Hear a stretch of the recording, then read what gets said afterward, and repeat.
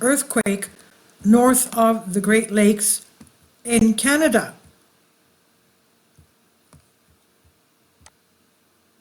This is the area.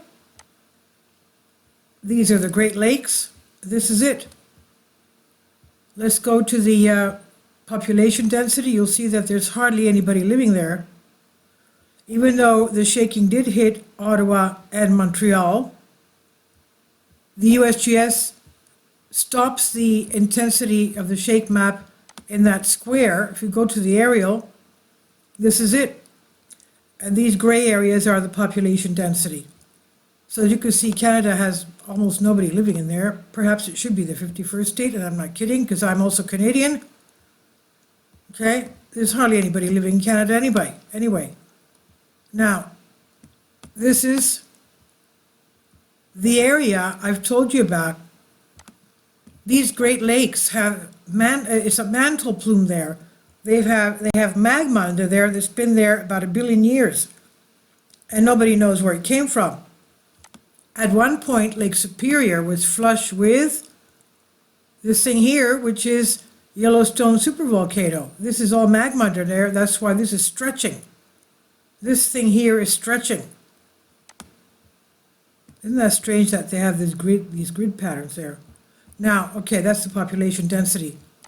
So you can see USGS stops it right there. And I'm sure Ottawa and Montreal felt it, although very few people have reported it. Let's go back.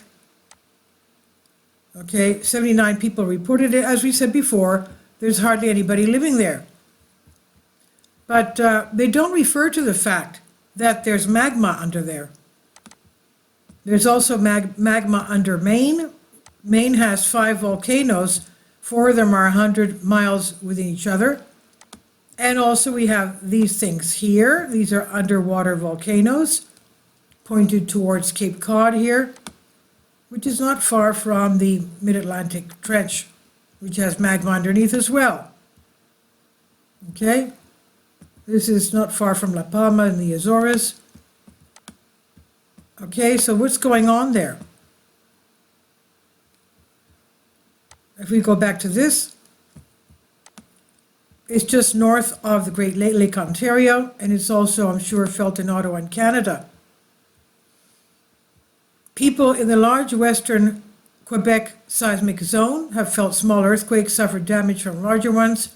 For 3 centuries, the 2 largest damaging earthquakes occurred in 1935, magnitude 6.1, at the northwestern end of the seismic zone, and 1732, magnitude 6.2, 280 miles away from the southeastern end of the zone, where it caused significant damage in Montreal. Of course, hardly anybody was living there in 1732.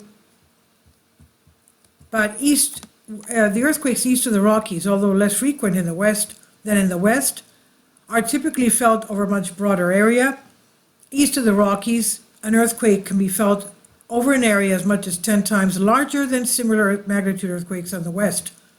A magnitude 4, just about this one, eastern earthquake typically can be felt at many places as far as 60 miles from where it occurred, and it infrequently causes damage near its source. A magnitude 5.5 eastern earthquake usually can be felt 300 miles from its source. Okay, so this is the situation here. All of you there, please be very careful and alert. Please leave your comments, and thank you for your support.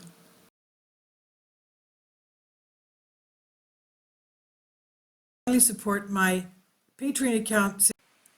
The daily posts are 5 videos daily, and they are totally different from what I have on my YouTube channel.